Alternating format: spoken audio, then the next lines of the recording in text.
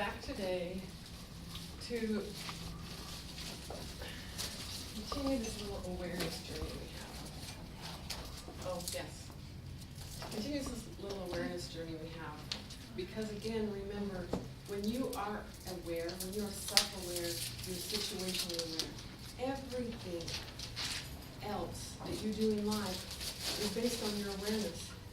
Everything, like I said when we started yesterday, your awareness allows you to be present in a relationship.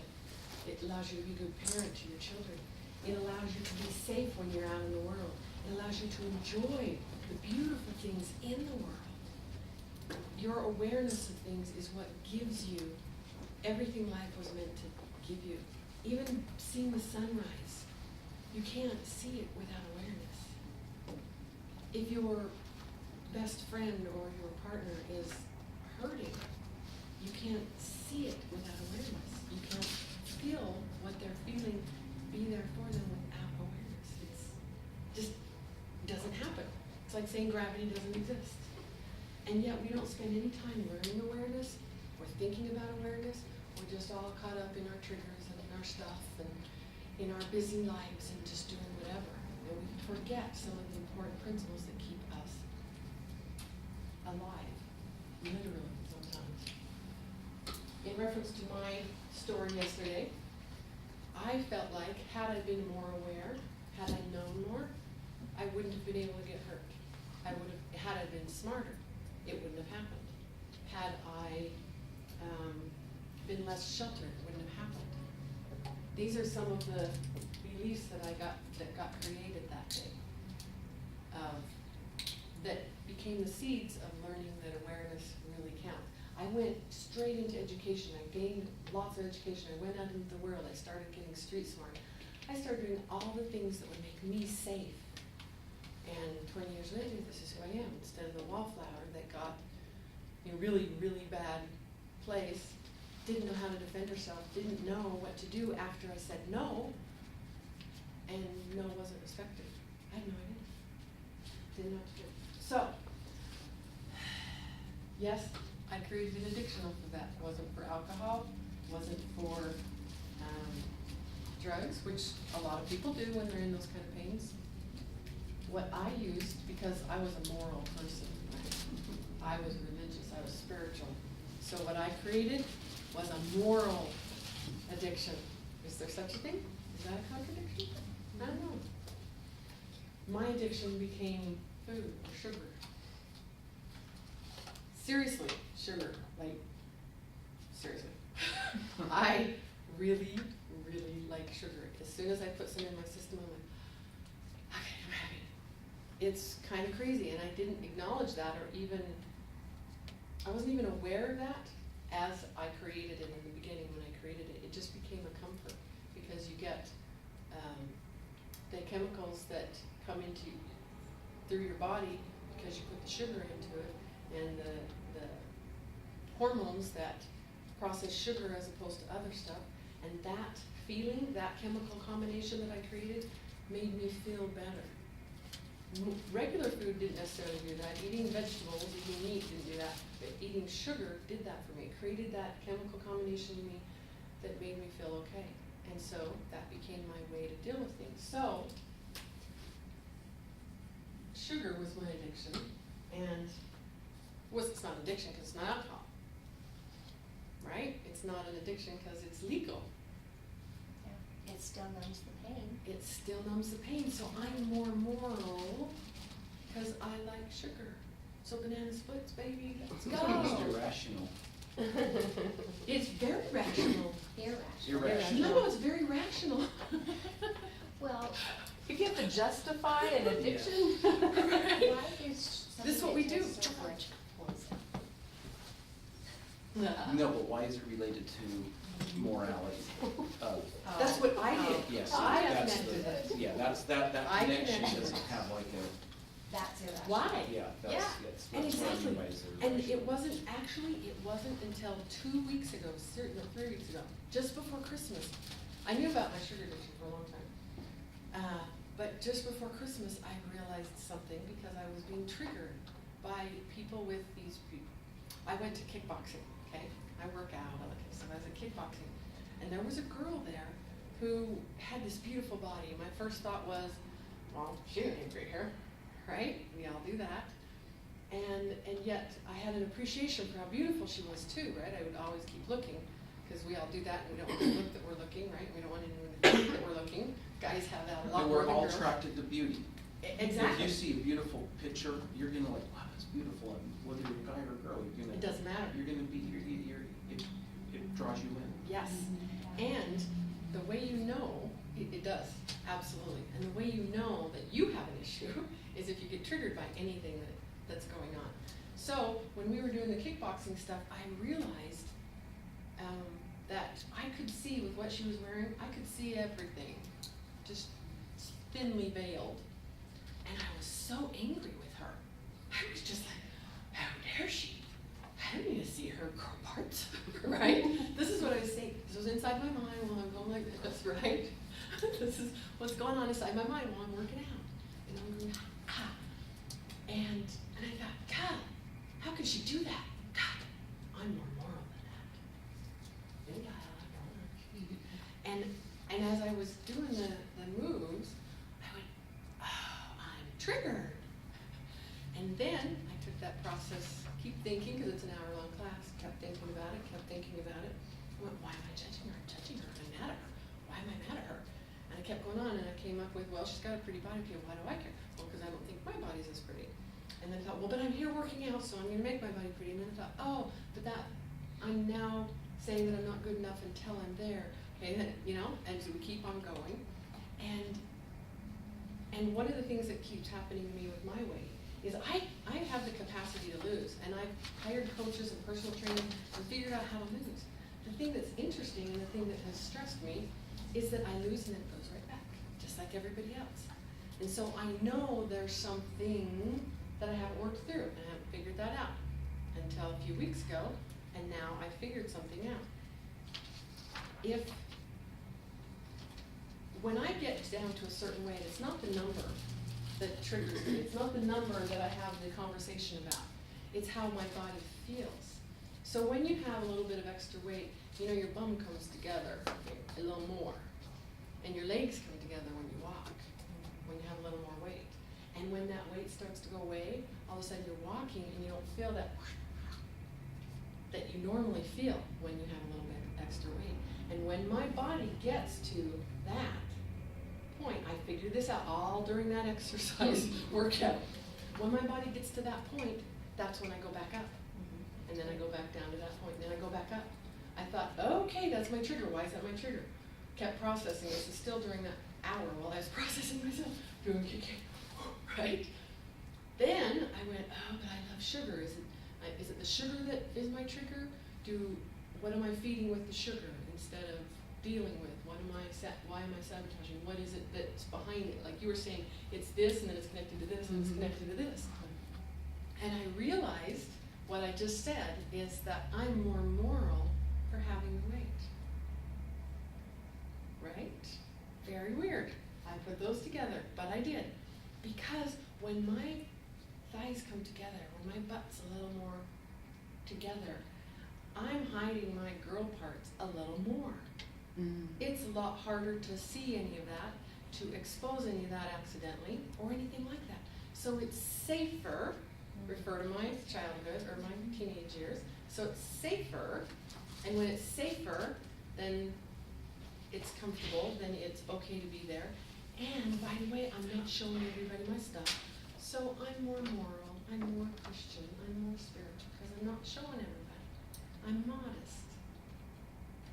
Look what my mind took some beliefs, took some fears, mushed them together, created an addiction from it, had a dialogue about it. You use your spiritual words to fix a logical problem or whatever. Yes, I use my spiritual words to fix and give justification to the addiction, which made me safe because of the belief I had. Oh! And as soon as I became aware of that, I went, okay, now I know where to work. Now I know what to do. Does your awareness fix your problems? It's the start. It's the opening the gate, yeah.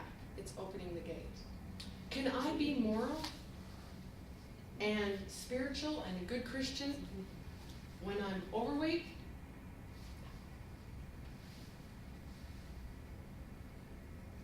Apparently I want to be. Can I be when I'm overweight? Be spiritual or? Spiritual, Christian, Depends good on what's person, going moral. on in your mind. Yeah. So is the size of my body actually any part of my spirituality? I think so.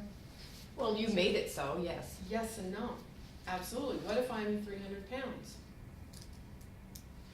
Is it gonna have an effect on my spirituality, on my belief system, on my Christianity? Depends on what's going on up here. Mhm. Maybe. Mhm. What if I'm super skinny model type? Can I be more Christian, modest, spiritual, religious? Not with that inner dialogue you have about No. it. Nope. No. But in reality, can that be a mix that exists? Yeah, Of course. yeah. See how we do this to ourselves, and my awareness gives me that gate to open up, to start changing that. Now I can go to whatever healing way I want to go and go, okay, let's work through this. Or I can just let my brain and my heart keep working it, and in time, it will work itself out as well. Because I have the awareness, it all comes through the awareness. And the trigger is the clue. This is something that we always get upset about. That we always get upset about, but it's really a gift. Our triggers. Anytime we're triggered, that's our body talking to us. That's our mind, our heart, our spirit talking to us, saying, hey, might want to pay attention to this. Maybe it's our safety. Maybe it's a core belief. Maybe it's the addiction. Whichever part you allow to the surface is the part that's speaking to you. Because there are parts that you're not allowing to the surface because they're not safe, or they're not moral, or they're not acceptable in society, or whatever. So the trigger isn't anything more than a connection to what the real issue is. It's usually not the real issue. It's only the safe way for the real issue to knock on your door. I was at Live Big Seminar. Gerald Rogers has been a mentor for me, and he was going to go with a friend of mine to Disneyland. They had this planned, and I was going to go to Disneyland with my family. It just happened to coincide. So we all talked about it, went, hey, let's all go together, it'll be so fun. So we're planning, making these plans. And the next Live Big, we came together, and he made some comment to all of the staff that said, that basically told us that he wasn't coming, but he didn't say that. He just, the Saturday that we were gonna be in Disneyland, he's like, hey, I'm gonna have a staff party, come on over. So she and I went, okay, and it triggered me. I was like, ugh. I was so angry. I was super angry with him. And I realized, I'm like, it's a little strong for that. I don't know why that's strong. So I started thinking about it, processing in my brain, why am I upset with him? I was upset with him because he was devaluing me. He was devaluing her. This is my inner dialogue talking. It isn't necessarily what he was doing. It's what I interpreted as him doing. So my inner dialogue said he was devaluing me and her. He wasn't committing. It's less good not to commit. You need to commit to things. Need, right? You have responsibilities to your friend. You told us that you'd be there. And then I thought, well, but can we go without him? Yeah. So why do I care? Can we continue on our thing? I was going with my family anyway. Why am I so upset? But the more I processed and had these little inner dialogues with myself, the more angry I got. So one of the ladies on the staff there took me out, and we just started talking. And as we started talking, I just started crying because I was so angry with him, and I was talking about my relationship with my husband and all these things that had nothing to do with him. And I just, for like 2 hours, I just cried and talked and cried and talked. And she's like, okay, is there anything else? No. And 90% of what I talked about had nothing to do with Gerald. Nothing. Nothing. But it was things that were going on inside me. And the trigger hit. And then it bugged me because I wanna understand, I wanna analyze these things and figure them out, because that's where my safety was. And that's the coping mechanism I created a long time ago that is a good coping mechanism, that seems to work for me, is to figure things out. And I've just added things to it, like reconnecting to my heart after I figured it out and such like that. And we learn these things about ourselves. So I went into this thought process going, what is it that is so dangerous that I'm not allowed to say it? So, danger or safety? That's another clue. When you ask yourself, remember what Theresa was saying, when you ask yourself the right questions, the powerful questions, you get the powerful answers. In fact, the best questions have the answers within them. They have the answers right inside them. So I asked myself, what's so dangerous? What's not safe? What's the issue really? And I realized at that moment, I felt bad that I'd taken 2 hours of her time to spiel all of my garbage. I did, I felt horrible, I felt guilty, I felt ashamed that I didn't take care of it myself. I felt angry with myself for having dumped all my stuff on her, giving her my monkeys. See, these are the things that were going on, these are the emotions I was feeling. And I realized I don't share because I feel bad. I don't want people dumping their stuff on me. So, in my belief system, that I'm not gonna dump my stuff on them. But I just did. Now I gotta do something for her. I gotta pay her, or I gotta, give her 2 hours of time where I can listen to her crap. I don't wanna do that. So then I feel like this imbalance in the universe. It doesn't work. Because I want to be worth breathing. Are you hearing my beliefs come out of my story? It's really interesting. And then I thought, okay, back to the what's not safe then, what's not safe? It's not safe for me to share because it's my garbage, not their garbage.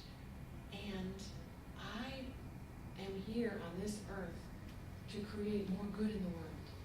That's my function, that's why I exist. To create more good. So wherever I am, wherever I've been, wherever I'm going, if I don't create good, I'm not worth it. I'm not valuable. I don't deserve to breathe. Very powerful belief.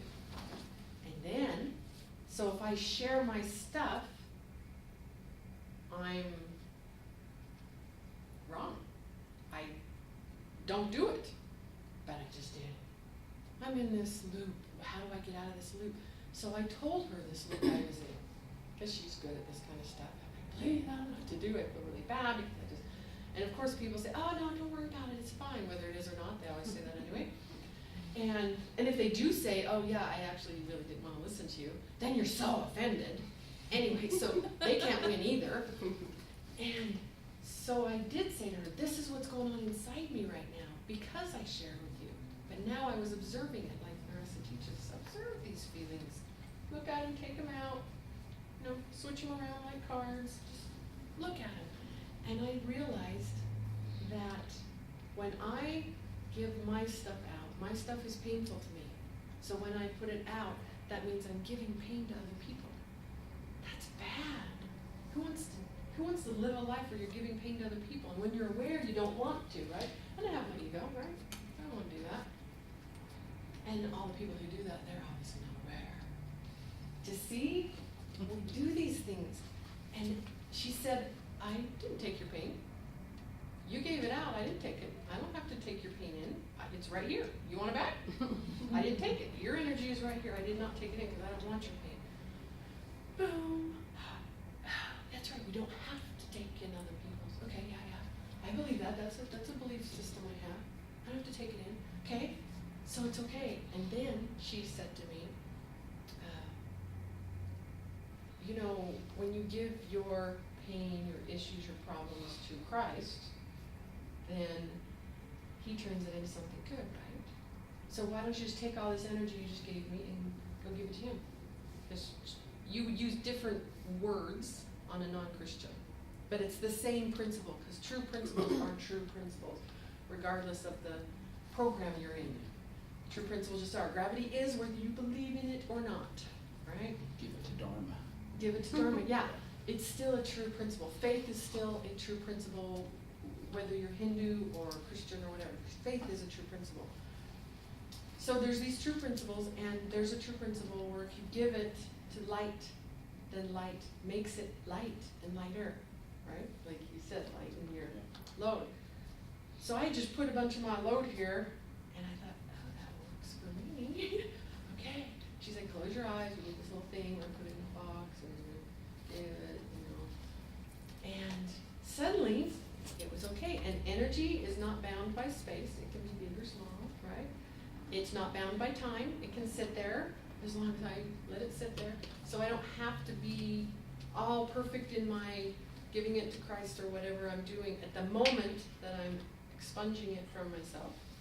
And then my little science mind went, oh, like a mathematical formula, negative and negative equals positive. And I thought, okay, so if that's a negative, how do I create the other negative? And she said, well, when you talk about your, and I'm having this conversation with her, she said, when you talk about your stuff, it obviously is going to trigger me. I said, does it really? I'm sorry, I'm so sorry, I'm so sorry. She said, no, I'm trying to share with you. It triggers me, so it gives me the chance to expunge some of mine. She said, I have a choice, I don't have to. Just like you had a choice not to, you could have left yours in. She said, so we both expunged something, got it out, and it's just sitting here. And you don't have to take mine in either. So it's out here, and we can just, it's already positive. You don't even have to include just the way the universe is set up. You don't even have to include anybody else. And suddenly this is a positive. And then if you do give it to Christ, so to speak, then now it's even more light than it was. And it was positive already. I sat there, this was like the biggest epiphany I'd had in forever. I sat there just dumbfounded going, I can share my stuff.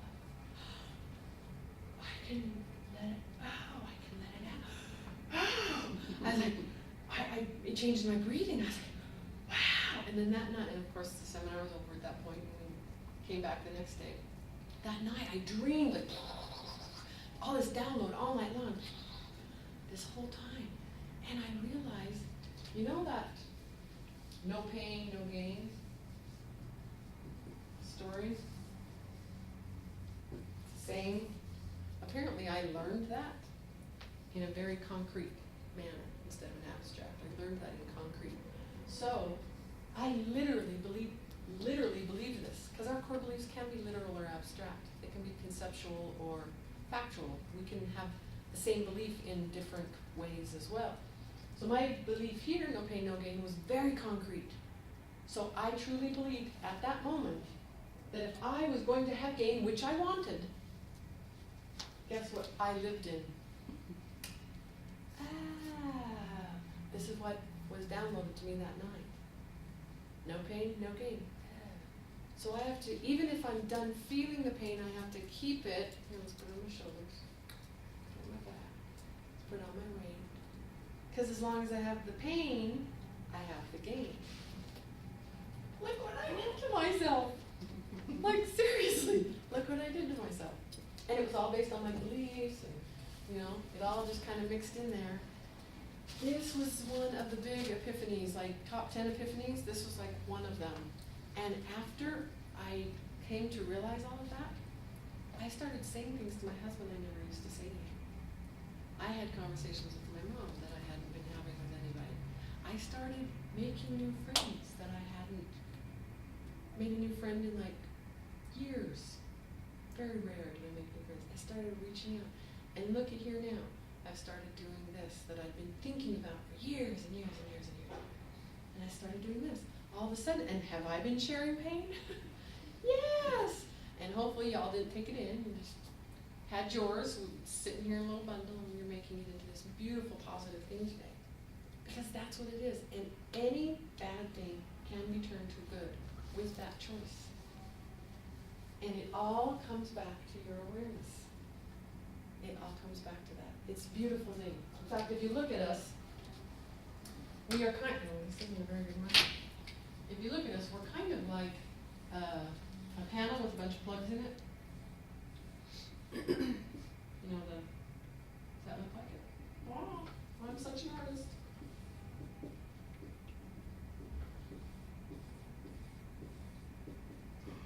This is what we are. The plugs, this is us, right? This is me. The plugs that I have that little cover on it, you know, that protects your kids from getting electrocuted. When you have a cover on your plugs, whatever your plugs are, can anybody get hurt? You included. Pretty hard. If you don't have a cover, can you get hurt? Yeah. But what else can happen? Is electricity bad? It just hurts us? It also Helps us. does good things. So if you have a cover, you've protected that energy source you have within you. And when you are aware, you can take the cover off and put the cover back on at will because you're in charge. You make the choice in this world of opposites we live in. And when you make the choice, you can choose things to use that energy or share that energy or connect with a different energy that increases yourself, increases the world, increases your joy, increases whatever it is you want to increase. It can increase your addiction. It can increase your stupid beliefs. I just shared with you a whole bunch of mine. You're probably going to feel a little vulnerable later. And so, when we're aware, we have plugs. We know that it's there. These are clues. We know that it's there, and we can act accordingly. Just like I've learned from Theresa, and I've heard this before, but she made it come home. When we have these emotions, when we have these things that we haven't resolved, we don't have to be reactive to them. We can just put it on a shelf and go, okay, obviously I'm not ready to deal with that, and put it there. And you can pull it back out anytime you want. Do we not bring out, if we've lost a parent or a child or a really good friend or something, see it, a horrible car accident or something like that, don't we feel something? Doesn't it bring up things to us? So we can pull those things that are on the shelf back off the shelf anytime. We're not denying them or rejecting them. We're just being patient. Put them on the shelf and deal with them when we're ready to deal with them. I actually learned that from a prophet in the Evan's church too. He said the same thing. So that's the other thing, is that's a clue. When you have a reaction, to something, it's not an action, it's a reaction. Your reaction is a clue to you that something else has the power, something else is in control. And we like to say it's someone, but we're the one who's allowing it, therefore it's something inside us that gave that our power to the other person. So we like to blame the other person. We like to be mad and angry at the other person that caused the reaction. But really, if we had our plug on and didn't react and knew what it was that was causing the reaction and went through the steps inside our own psyche to understand it, then even if we haven't dealt with it, we can go, oh, this is causing me this because of this, and I'm ready to deal with it, therefore I'm doing this, or I'm not ready to, so it's on the shelf. Boom. And through all of this, one of the things we get that we weren't even thinking of, but we all want, all of us want, is self-acceptance. Because if you understand why you're talking to yourself like this, if you understand where your beliefs came from, what they're doing for you, what the payoff is, if you understand that fear is just something that's created to keep you safe, if you understand where your addictions have come from, you have a lot easier time not hating yourself, not being mad at yourself. Now that I have that understanding that I'm more moral because I have a little extra weight, now that I understand that, when I get back down to that again, now I can take different steps and go, okay, how do I be moral and have a little bit nicer body? I get to ask myself another powerful question, which will take me to the next step. And it's okay, and I'm not angry now instead of going, see, weight stuff doesn't work for me. I try, it just doesn't work. You see, we get so angry at things that don't work, when really, if we just got aware and started thinking through these things, we really start to like ourselves more. So, while I've been talking about this, tell me what's been coming up.